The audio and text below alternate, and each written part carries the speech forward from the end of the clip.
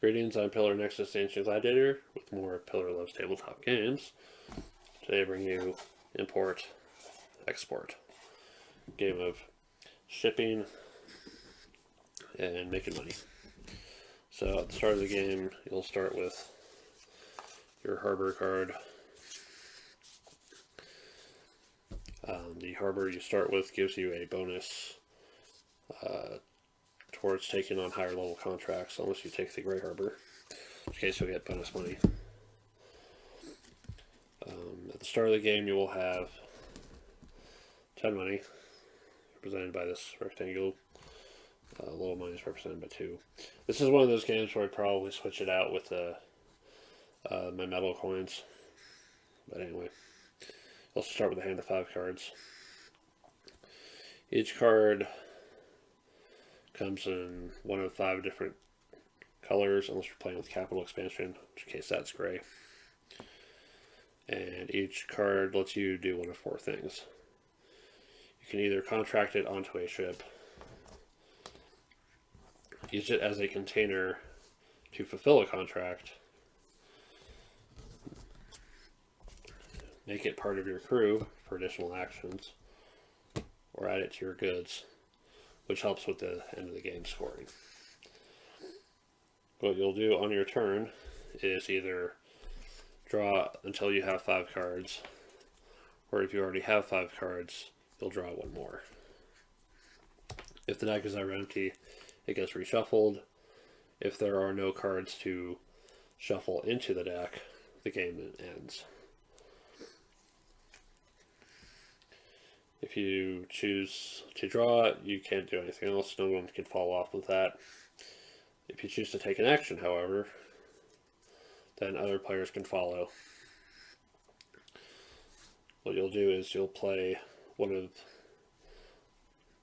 of your cards, declare how many times you're going to do that action. You're doing it once for the card you play. So there's supply. So I'm doing it once for playing the card. And then every crew allows me to declare 1 additional time that I'd like to do the action.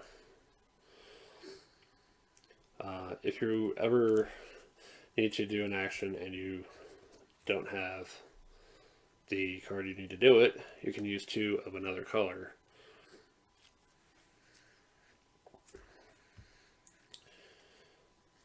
So the actions themselves: supply,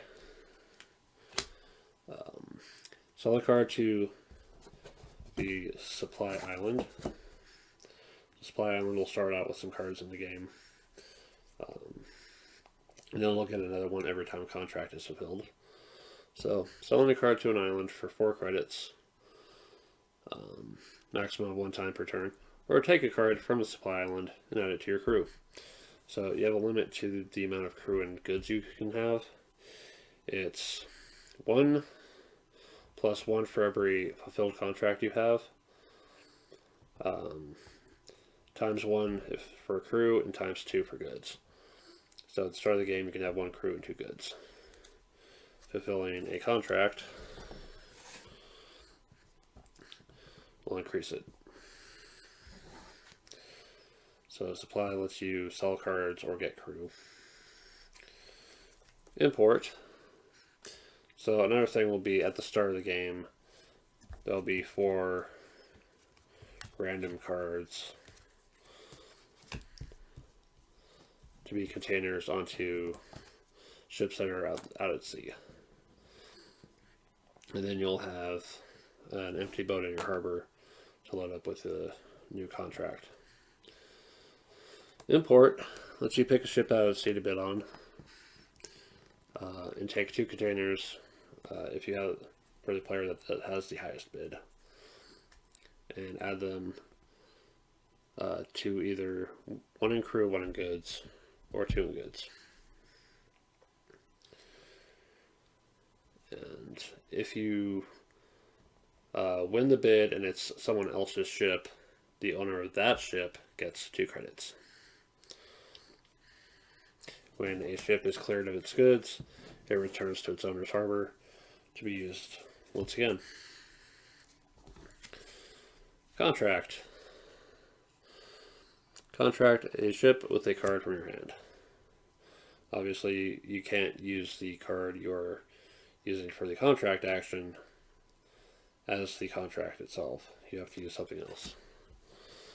So, the maximum number of contracts you can have on a boat is equal to the 6 containers worth of required contract. So, let's say contracted those 2. As an additional requirement to putting a contract onto a ship, you'll need to have goods equal to or greater than the dots shown. The color of your harbor counts as one good towards it. Extra contract actions let you skip the level requirements by that much. So I have a contract action that I'm playing. I have 2 contract crew and 1 technology good to contract nanobots, for example.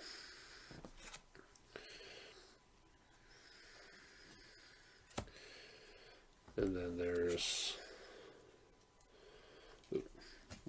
load, where you will place containers from your hand onto a contracted ship in your harbor.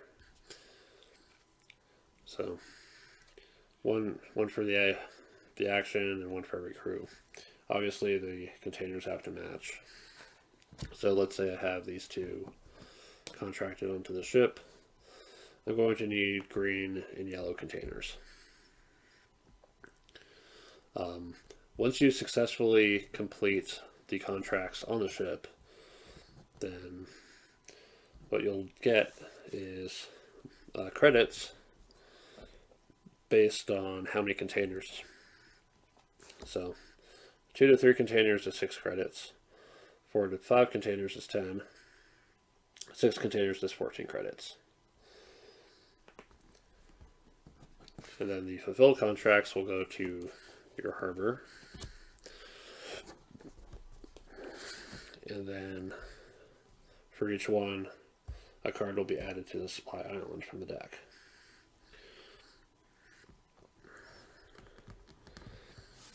And then finally, there's pirate. Take any container from a ship at sea or the supply island and load it onto one of your contracted ships. Again, if the ship is cleared of containers, it returns to its owner's harbor.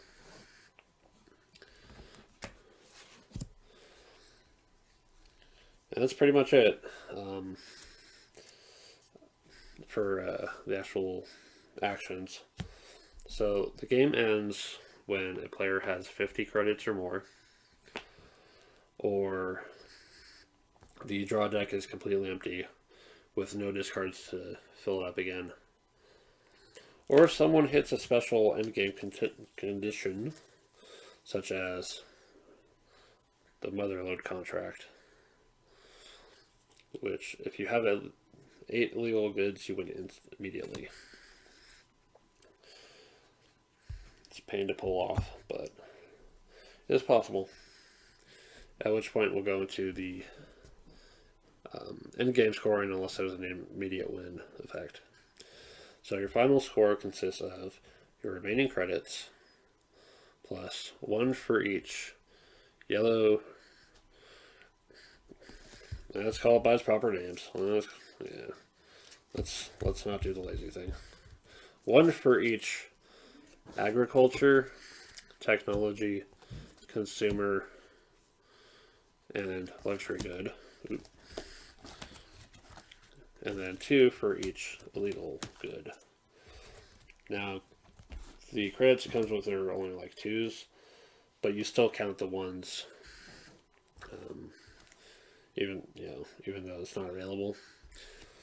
If you have 1 good of each type, you'll get a 10 credit bonus. If you have the most of a certain category, you'll get a bonus or a penalty. Most luxury is +8. Most agriculture or technology or consumer is +6. Most illegal is a -6. And finally, you may have a fulfilled contract that may give you a bonus at the end. Most credits wins. There's no tiebreaker, unfortunately. That's pretty much how the game goes. The game offers some expansion options built into the game itself. There's Port of Tokyo, where contracts can be taken from the cards off the island, but at a cost. There's the Capital expansion, which adds great containers which cannot be loaded normally. You have to weird your way into getting them onto ships. They also offer the barter action, which allows you to swap one card from your hand with one from the supply island. You're the leader and choose it. Only you get to perform it and then play passes. No one can follow on the barter. There's the flag expansion, which offers double-sided containers that cost 2 to load, but you can decide which way they're loaded on there. There's the consumer market, where fulfilling contracts will get you more or less money, depending on where the market is. The acquiring goods makes things more valuable, while fulfilling the contracts after getting paid out reduces the value. And then there's just adding the cards in general, such as the new, the Tokyo cards, the J cards, and K and K2, to make the deck even bigger and lengthen the game, risk lengthening the game, but it offers more options that way. So this is the public release version, which comes with cardboard stuff. I've gotten to play this with the Kickstarter version, where it's metal ships, a metal buoy first player marker, and metal containers. And that version was pretty cool. But either way you play it, I think it's an interesting game. What do I like about it? The fact that every card is unique. The fact that every card has multiple uses to it.